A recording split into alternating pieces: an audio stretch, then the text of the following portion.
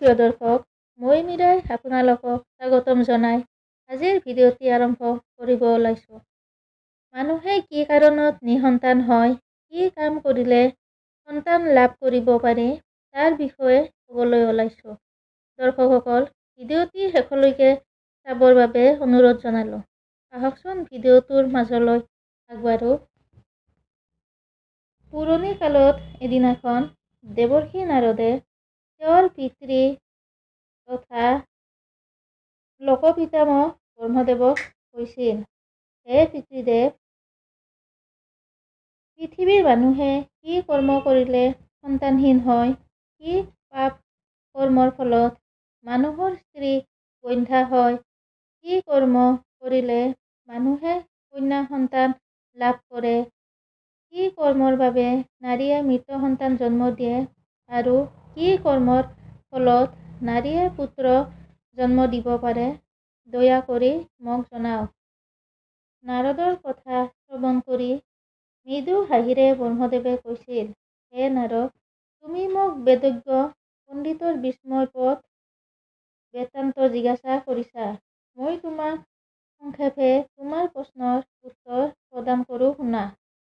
পৃথিৱীত যি মানুহে পূৰ্বজন্মত পুৰাণ শ্ৰৱণ কৰিছিল, সৰ্বনান্তে সদস্যা ভূমি দান কৰিছিল, ব্ৰাহ্মণক সোণ দান কৰিছিল, দক্ষিণাৰ সৈতে বহুগুণা বহুদুগ্ধা ধেনু দান কৰিছিল, সোণৰ পৰমেশ্বৰৰ প্ৰতিমা দান কৰিছিল, সেইবোৰ মানুহে সুপুত্ৰৰ পিতৃ হ'ব পাৰে।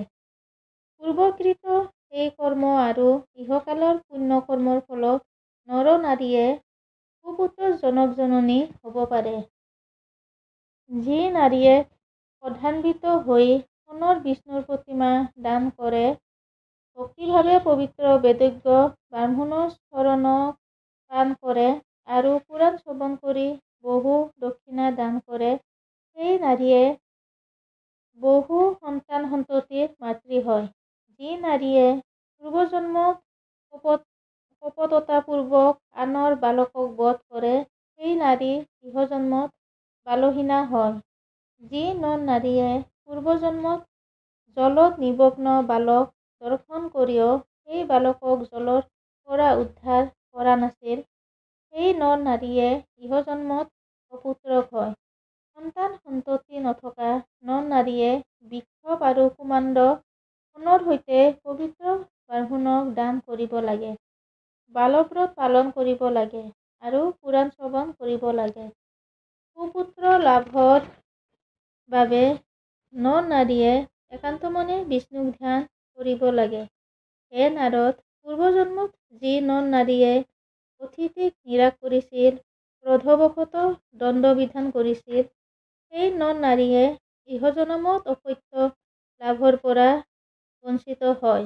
সেই নৰ নাৰীয়ে স্বভক্তিৰে পবিত্ৰ ব্ৰাহ্মণ আৰু অতিথি সেৱা কৰিলে, অন্ন আৰু জল দান কৰিলে, দেৱালয় নিৰ্মাণ কৰিলে, পৰমেশ্বৰক স্বভক্তিৰে পূজা আৰু ধ্যান কৰিলে পুত্ৰ কন্যা লাভ কৰিব পাৰে। যি নৰ বা নাৰীয়ে পূৰ্বজন্মত ভ্ৰূণ হত্যা কৰিছিল, সেই পাপৰ ফলত ইহজন্মত মৃত পুত্ৰ কন্যা লাভ কৰে। যি নাৰীয়ে স্বামীৰ সৈতে দেৱ মন্দিৰত বাস কৰি বিষ্ণুক পূজা কৰি থাকে, সেই নাৰীয়ে প্ৰতি জন্মত সুপুত্ৰৰ জননী হয় আৰু সুভাগ্যৱান স্বামী লাভ কৰি থাকে। যি মানুহে গোবধ কৰে নাইবা শূদ্ৰই বিমোহিত হৈ ব্ৰাহ্মণী হৰণ কৰে, সেই মানুহে নৰপুংসক হৈ জন্ম লাভ কৰে। হে নাৰদ, যি মানুহে পাপ কৰ্ম কৰি পাছত পুণ্য কৰ্ম কৰে, সেই মানুহে কন্যা সন্তান লাভ কৰে। মই তোমাক এটি কাহিনী কওঁ শুনা। ত্ৰেতা যুগত শ্ৰীধৰ নামৰ এজনা অপুত্ৰক আৰু ধনৱান ৰজা আছিল। তেওঁৰ ভাইজাৰ নাম আছিল হেমপ্ৰভাৱতী। সেই ৰজাই এদিনাখন সমাগত সৰ্বলোক হিতৈষী সৰ্বশাস্ত্ৰ বিশাৰদ মহৰ্ষি বাসুদেৱক সুধিছিল, হে পৰম পূজনীয় মহৰ্ষি ব্যাসদেৱ, মই কি কাৰণত অপুত্ৰক হৈছোঁ, দয়া কৰি জনাওক। ব্যাসদেৱে শ্ৰীধৰ ৰজাৰ ভৱনত উপস্থিত হোৱা সময়ত ৰজাই আদৰি নি সোণৰ সিংহাসনত বহিব দিছিল। ৰজা ৰাণীয়ে তেওঁক বাদ্য অৰ্ঘ্যাদিৰে সভক্তিৰে পূজা কৰিছিল আৰু ৰজা ৰাণীয়ে তেওঁৰ পাদদ্বয় ধৌত কৰি সৰ্বপাপনাশক সেই পাদুদক পান কৰিছিল।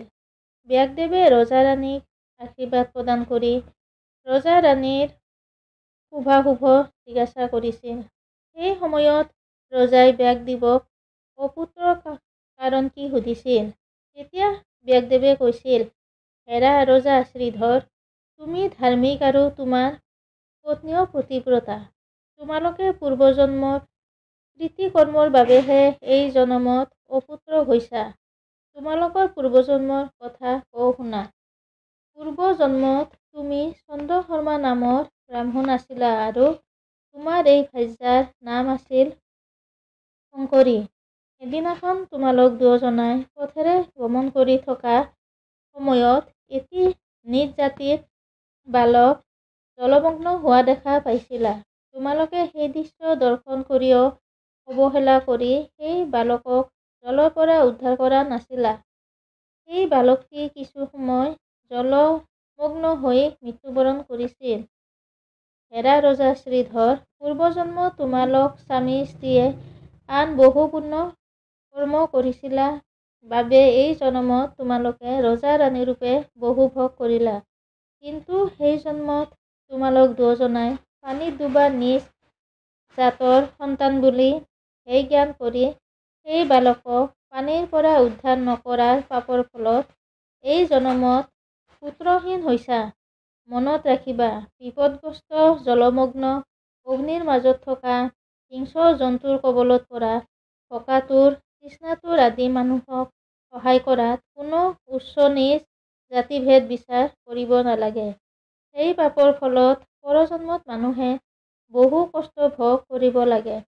হে ৰজা, তুমি ৰজা হৈছা যদিও এই জনমত পুত্ৰহীন হোৱা দুখত দুখী হৈ মানসিক কষ্ট ভোগ কৰিছা। ব্যাসদেৱৰ কথা শ্ৰৱণ কৰি শ্ৰীধৰ ৰজাই ব্যাসদেৱক কৈছিল, হে প্ৰভু, আমি এতিয়া কি কৰ্ম কৰিলে পুত্ৰ লাভ কৰিব পাৰিম জনাওক। অপুত্ৰক মানুহৰ জনম নিৰৰ্থক। ৰজাৰ কথা শুনি ব্যাসদেৱে কৈছিল, হেৰা ৰজা, তুমি পবিত্ৰ ব্ৰাহ্মণক বস্ত্ৰ কুমাণ্ড শণ বৃক্ষ দান কৰা আৰু বালব্ৰত পালন কৰা। ইয়াৰ বাহিৰেও গৌৰী কন্যা দান কৰা আৰু পুৰাণ শ্ৰৱণ কৰা। তেতিয়া তোমালোক সৰ্বপাপৰ পৰা মুক্তি লাভ কৰিব পাৰিবা। পাপ নাশ হোৱাৰ পাছত তোমালোকে সৰ্বপাপনাশক পুত্ৰ লাভ কৰিব পাৰিবা। ব্ৰহ্মাদেৱে নাৰদক কৈছিল, হে নাৰদ, ব্যাসদেৱৰ কথা শ্ৰৱণ কৰি শ্ৰীধৰ ৰজাই উত্তম দানবৰ, ব্ৰত পালন আৰু পুৰাণ শ্ৰৱণ কৰিছিল। এনে কৰাত ৰজা পাপৰ পৰা মুক্ত হৈছিল আৰু এবছৰৰ ভিতৰত এটি সৰ্বলক্ষণাযুক্ত পুত্ৰ লাভ কৰিছিল। সেই পুত্ৰ অতি সুন্দৰ আৰু সৰ্বপ্ৰজাৰ পূজিত হৈ সাৰ্বভৌম ৰজা আৰু কুলনাশক হৈছিল। ব্ৰহ্মাদেৱৰ কথা শ্ৰৱণ কৰি নাৰদে সভক্তিৰে তেওঁক প্ৰণাম জনাই বিদায় লৈ নিজ স্থানলৈ গমন কৰিছিল। যি মানুহে ভক্তিভাৱে এই কথা শ্ৰৱণ কৰে সেই মানুহ অপুত্ৰ হলেও পুত্ৰ লাভ কৰে। যি নাৰীয়ে শাস্ত্ৰবিধি অনুসাৰে ভক্তিভাৱেৰে পুৰাণ শ্ৰৱণ কৰি পৰমেশ্বৰক হৃদয়ৰ মাজত চিন্তা কৰে আৰু পৰম পবিত্ৰ বেদজ্ঞ ব্ৰাহ্মণক পূজা কৰে, সেই নাৰীয়ে সুপুত্ৰ আৰু সুগুণী কন্যা জননী হ'ব পাৰে। যি মানুহে পুৰাণ শাস্ত্ৰ শ্ৰৱণ কৰি পুৰাণ পাঠ কৰাজনক শণ ৰূপ বস্ত্ৰ পুষ্প মালা আদি দান কৰে, সেই মানুহ সৰ্বপাপ নষ্ট হয়। থাপনাত পুৰাণ শাস্ত্ৰ ৰাখি সেইবোৰত দ্ৰব্য পুৰাণ শাস্ত্ৰত ৰাখিলেও সৰ্বপাপ বিনষ্ট হয়। যি মানুহে পূৰ্বজন্মত ব্ৰাহ্মণক বালকক বধ কৰে, সেই মানুহে সত্যযমনলৈ ক্ৰূৰ পুত্ৰৰ পিতৃ হৈ ভীষণ কষ্ট ভোগ কৰে। প্ৰিয় দৰ্শক, ভিডিঅ'টো ভাল লাগিলে চেনেলটো ছাবস্ক্ৰাইব কৰিব। লগতে লাইক কমেণ্ট কৰি নতুন নতুন ভিডিঅ' পাবলৈ উৎসাহিত কৰিব। ভুল ত্ৰুটি থাকিলে শুধৰাই দিবলৈ নাপাহৰিব। আপোনাৰ দিনটো শুভ হওক। পুনৰ লগ পোৱাৰ আশাৰে আজিলৈ আহিছোঁ। ধন্যবাদ।